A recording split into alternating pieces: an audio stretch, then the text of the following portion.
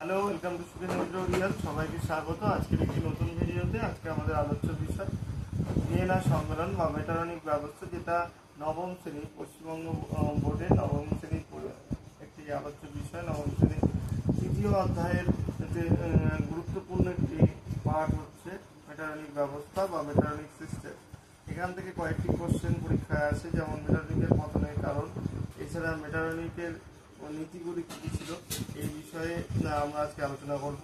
তো এই বিষয়ে আলোচনা করতে করতে আমাদের ফিরে যেতে হবে 1814 খ্রিস্টাব্দ নাগাদ। ফিরে যেতে হবে মানে আমাদের কল্পনায় বা আমাদের মানসচক্ষে আমরা ফিরে যেতে পারি 1814। সেই সময় ওয়াটারলু যুদ্ধে নেপোলিয়ান পরাজিত হয়েছিলেন।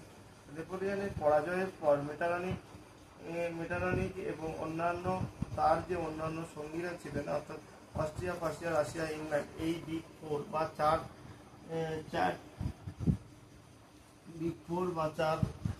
বড় চার, যাদের বলা হচ্ছে অস্ট্রিয়া, পার্সিয়া, রাশিয়া, ইংল্যান্ড, চতুর্শক্তি বর্গ একটি সম্মেলনে মিলিত হন।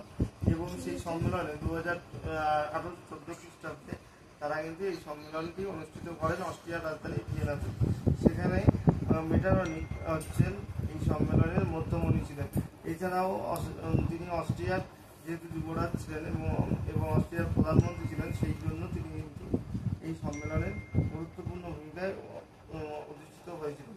তো প্রথম ভিয়েনা সম্মেলনে আরও কয়েকজন নেতৃবৃন্দ উপস্থিত ছিলেন, যেমন ইংল্যান্ডের প্রধানমন্ত্রী ক্যাসলারি, পার্সিয়ার রাজ প্রথম উইলিয়াম।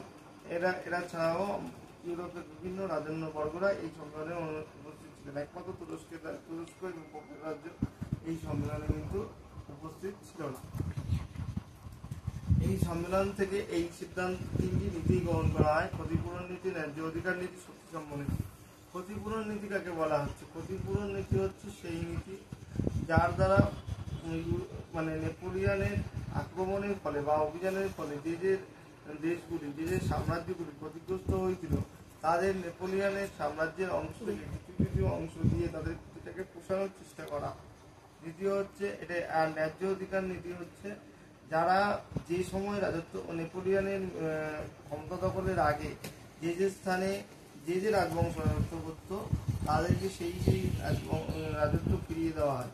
যেমন পূর্ব রাজবংশকে ফ্রান্সে, স্যাভয় রাজবংশকে পিটমন্টে, স্যাভয় রাজবংশকে নেদারল্যান্ডে, অরেঞ্জ রাজবংশকে নিযুক্ত করা হয়।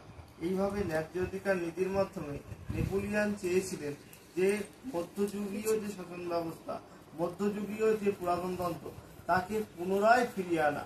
মধ্যযুগীয় পুরাতনতন্ত্রকে তিনি পুনরায় ফিরিয়ে আনতে চেয়েছিলেন এবং মধ্যযুগীয় যুগের অস্তিত্বকে তিনি বাঁচিয়ে রাখতে চেয়েছিলেন। এই জন্য রাজাদের উদ্দেশ্যে বলেছিলেন, রাজত্ব করুন কিন্তু কোনো সংস্কার প্রবর্তন করবেন না, এবং গণতন্ত্র, মানবতাবাদ, সমস্ত মুখ বিশিষ্ট দানব, এই ধরনের উক্তি কিন্তু মেটারনিকের ছিল। অর্থাৎ মেটারনিক যে কোনো প্রকারে প্রাচীন পুরাতনতন্ত্রকে বাঁচিয়ে রাখবার চেষ্টা করেছিলেন।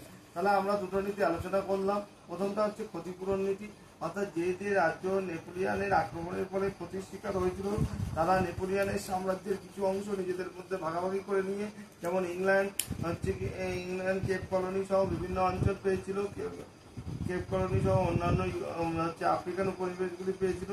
এছাড়াও ফ্রান্সের কিছু অঞ্চল, আলসাস ও লোরেন অঞ্চল জার্মানি দখল করেছিল। এই যে যাবতীয় অঞ্চলগুলোকে কেটে কেটে নিয়ে নেওয়া হয়, নিজেদের মধ্যে ভাগ করে নেয়। চীনা তরমুজের খণ্ডীকরণ আমরা যেমন চীনকে বিদেশিরা ভাগ করে নিয়েছিল, তেমনভাবে ফ্রান্সের বিভিন্ন অঞ্চলও কিন্তু এই বিদেশিরা ভাগ করে নেয়। এটাকেই বলা হচ্ছে ক্ষতিপূরণ নীতি। আর ন্যায্য অধিকার নীতি কাকে বলা হচ্ছে? নেপোলিয়ানের আগে যে রাজবংশ যে স্থানে রাজত্ব করতো, তাকে সেই রাজত্ব ফিরিয়ে দেওয়া হয়। যেমন অস্ট্রেলিয়ার লুই, অর্থাৎ ষোড়শ লুইয়ের ভাইকে কিন্তু পূর্ব রাজবংশের ক্ষমতায় প্রতিষ্ঠিত করা হয় ফ্রান্সে। তারপর হচ্ছে পিটমন্টে স্যাভয় রাজবংশকে প্রতিষ্ঠিত করা হয়। পিটমন্টে কাকে প্রতিষ্ঠিত করা হয়?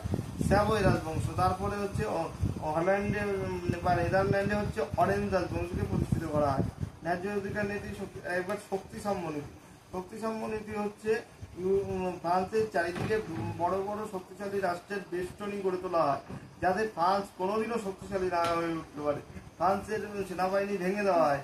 ফ্রান্সের সর্বত্র ইউরোপীয় শক্তি সমবায়ের সেনাবাহিনীকে মোতায়েন করা হয় এবং ফ্রান্সকে 70 মিলিয়ন ফ্রাঙ্ক অর্থ পরিশোধ করবার কথা পরিশোধ করতে বলা হয়।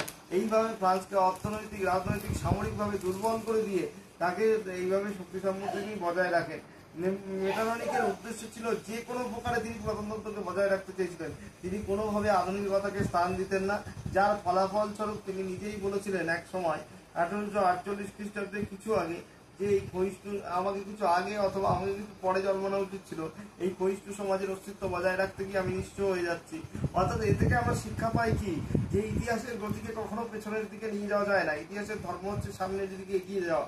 যে সাম্যবাদী স্বাধীনতার আদর্শ, যে গণতান্ত্রিকতার আদর্শে নেপোলিয়ান সমগ্র বিশ্ববাসীকে দীক্ষিত করেছিলেন এবং ফরাসি বিপ্লব বিশ্ববাসীকে দীক্ষিত করেছিল, সেই আদর্শকে ধূলিসাৎ করে শুধুমাত্র নিজের স্বার্থ এবং পুরাতনতন্ত্রের প্রতি অন্ধ অনুকরণের জোরে তিনি কিন্তু এই ব্যবস্থাকে বজায় রাখতে চেয়েছিলেন, যার ফলাফল হয়েছিল কিন্তু মারাত্মক। এক হচ্ছে মেটারনিককে ইংল্যান্ডে পালিয়ে যেতে হয়েছিল, ফ্রান্সের রাজতান্ত্রিক ব্যবস্থা ভেঙে পড়েছিল এবং হচ্ছে সমগ্র যে মেটারনিক ব্যবস্থা তা ধীরে ধীরে ভেঙে পড়ে এবং অস্ট্রিয়ার যে প্রাধান্য তা কিন্তু ধীরে ধীরে হ্রাস পেতে থাকে। তাহলে মেটারনিকের পতনের কারণগুলি যদি তোমাদের পরীক্ষায় আসে তাহলে কি লিখবে? প্রগতিশীলতার বিরোধিতা, অর্থাৎ মেটারনিক যে কোনো প্রকার প্রগতিশীলতা, যে কোনো প্রকার আধুনিক কিছুর বিরোধী ছিলেন। যুগ ধর্মের বিরোধিতা, কারণ অষ্টাদশ শতকে যুগ ধর্ম ছিল সাম্যবাদী স্বাধীনতা, মেটারনিক সেটাকে অস্বীকার করে নিজের জেদ বজায় রাখতে চেয়েছিলেন, যেটা কোনোদিনই সম্ভব ছিল না। তারপরে হচ্ছে একনায়কত্ব স্থাপন, মেটারনিক নিজের ইচ্ছা মতো স্বাধীন রাজ্য পরিচালনা করতে চেয়েছিলেন, যেগুলো অন্যান্য রাজন্যবর্গ কোনোভাবেই তা মেনে নিতে পারতেন না। এই গোড়া মানুষ এই কটা কারণের জন্য কিন্তু মেটারনিকের পতন ঘটেছিল। এই মেটারনিকের পতনের ফলে পরবর্তী সময়ে কিন্তু অন্যান্য যে রাষ্ট্রগুলি তারা মেটারনিক ব্যবস্থা থেকে বেরিয়ে আসতে থাকে এবং তারা স্বতন্ত্রভাবে রাজ্য পরিচালনা করতে থাকে। এই ছিল মেটারনিক ব্যবস্থা সম্বন্ধে আজকের আলোচনা। তোমাদের আলোচনা কেমন লাগবে অবশ্যই আমাকে জানিও এবং সাবস্ক্রাইব, লাইক, কমেন্ট এবং অবশ্যই এই ভিডিওটিকে শেয়ার করো এবং আমাদের পাশে থেকে ততক্ষণ পর্যন্ত